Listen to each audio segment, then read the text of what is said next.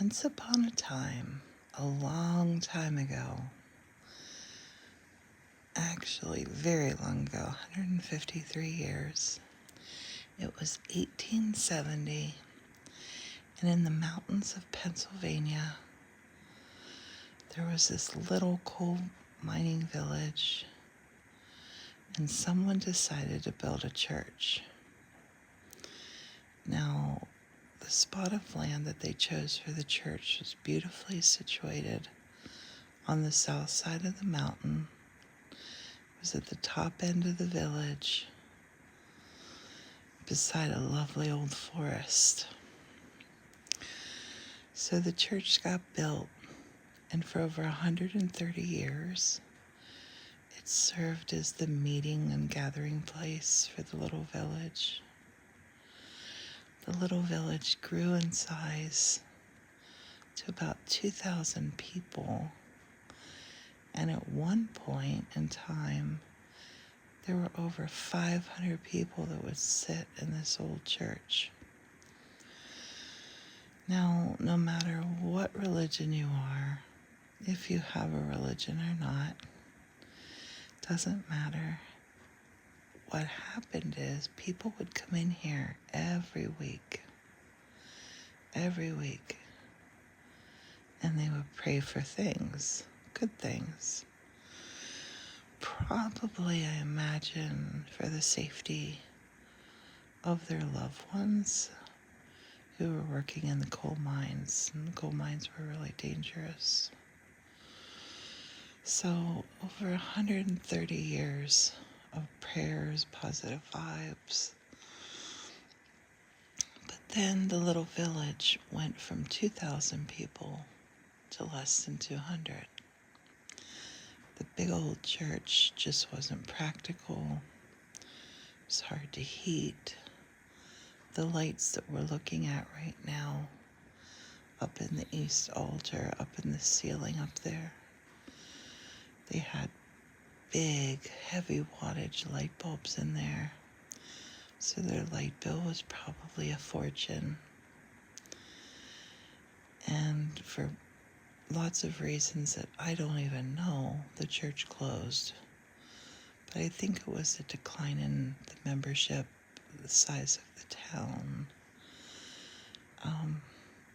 And just happened. Lots of churches closed.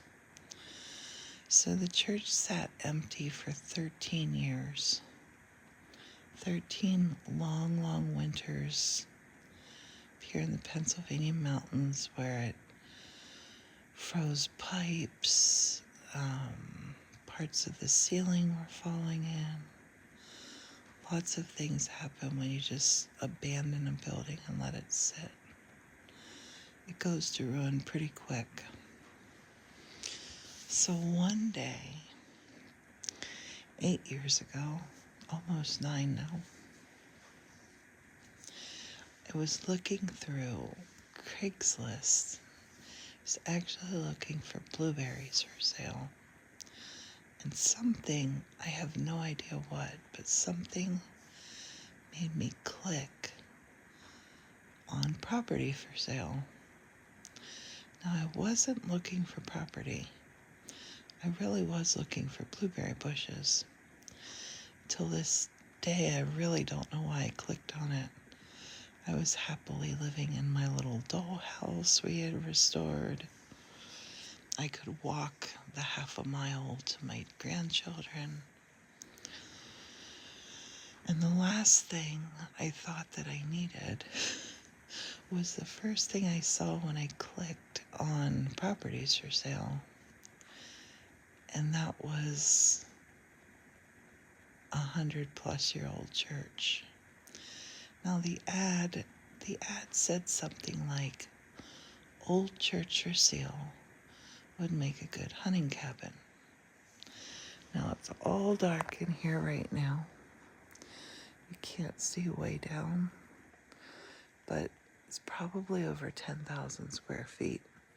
That's a pretty big hunting cabin. So my sweet husband was at work. He was working a 12-hour shift that day.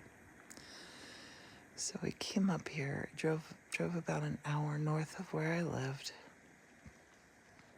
Came up, walked in a door over there on the west side. Just myself and my son.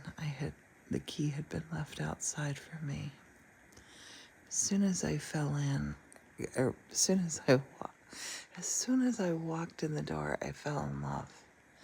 These arches just grabbed a hold of me. The curve of the ceiling, which you can't see, oh my goodness. It was just the most amazing thing I'd ever seen. So I looked past every single one of the problems, and believe me, there were so many problems. As soon as we left, because I didn't get any phone signal here, so as soon as we left, I called the guy selling it. I asked him if he would take $5,000 less. The selling price was only $39,500. I asked if he would take $34,900, and he said yes. So I think I PayPal'd him a couple $100, $500, I think, actually. And he sent me an agreement to buy it. And my husband was still working. Now, I had no way to tell him that I had just bought this church, or that I had even seen it. He thought I was looking for blueberry bushes that day, and I was. The church totally distracted me, though. I didn't get any blueberry bushes that day.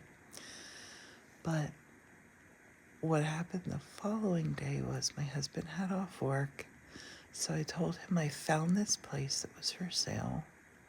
It was definitely a fixer-upper. It was an hour north of where we were living, and on his days off we could come up here and fix things up. Now, I purposely did not say it was a church. I didn't want him to think I was biting off more than I could chew. So I waited till we were coming up the road in the little village, and I said to him, "Did I tell you it was a church?" He said no, and he's like, "It's not big, is it?" And I said, "No, it's not big. It's not big considering some of the churches I've been in have been way, way, way bigger." But we're coming up the road, and you can see this church. You can see this church from the main road, which is pretty far. It's down the whole way at the bottom of the village. And he sees it, and he says, "Oh my goodness, Priscilla, it's enormous." And I said, "It's not," but he was already starting to make up his mind that he didn't like it, I think, just because of the size of it. So we came in the door on the west side, just like I had done the day before. And the magic of this church, the arches, the everything, he fell in love with it instantly too. And I had told him what the asking price was.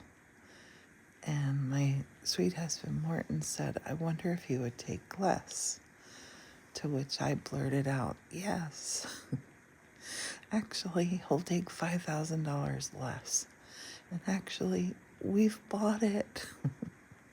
So there was still lots of things to do before we actually officially bought it. But thankfully, he loved it as much as I did. And Morton got straight to work on doing so many things that needed done here. There were so many things that needed done. And we've really spent the last 8.5 years doing those things. And we try to do most of them ourselves, like all the arches that you're looking at here. I've painted those. The ceiling is painted like clouds. I have the projector on now, but the ceiling really is painted like clouds. There's we're loving it back to life. It's back to life now, this church. And I still firmly believe, even though I did buy blueberry bushes finally. I planted blueberry bushes here about 3 years ago. I firmly believe that this church found us. I think it found us. I think it was just destiny from the universe. I was supposed to click on that link and accidentally buy a church off of Craigslist, because even though it's constant work, constant upkeep, we have so many rewards every single day. We have all kinds of just wonderful serendipitous things happen to us because of this old church that we're now lucky enough to call home. It's our studio. I work here, I create here. And now Morton took early retirement this past July. So now we're both here all the time, and things are getting done so much faster. One day, probably not in my lifetime, one day, I firmly believe there will come a point where it feels like everything is done here, but I can't see that happening in my lifetime unless I turn 60 in May. I think I need to live to be 102 to see it all happen. So I just wanted to share the ceiling with you. The ceiling is in the east altar. It's over our bed. And you can see down in the church, the rest of the church. As soon as I turn this light off, it's beautifully, just velvety black in here. And I don't know how to describe it other than I have the most amazing sleeps of my life here and the most incredible dreams. You can see our projector down there, down at the foot of the bed. There's my feet. So I hope you like this little story about how I accidentally bought a church one day, and my husband was not mad. Actually, I think he's so happy that it just happened like that. We're living in a dream. Every day I wake up, I feel like I've just woken up to a beautiful dream. And even after all of these years, when I come in, when I drive up through the little village, every single time this church just continues to it just makes me love it. I love it so much. So I'm glad you're here. I'm glad you're watching. And please subscribe to our YouTube channel if you haven't done so already. You'll get to see lots of fun, do lots of fun things with us. And have a beautiful, beautiful night. Make sure you're living your dream. We get one little go around. Make sure you're living yours. Nighty night.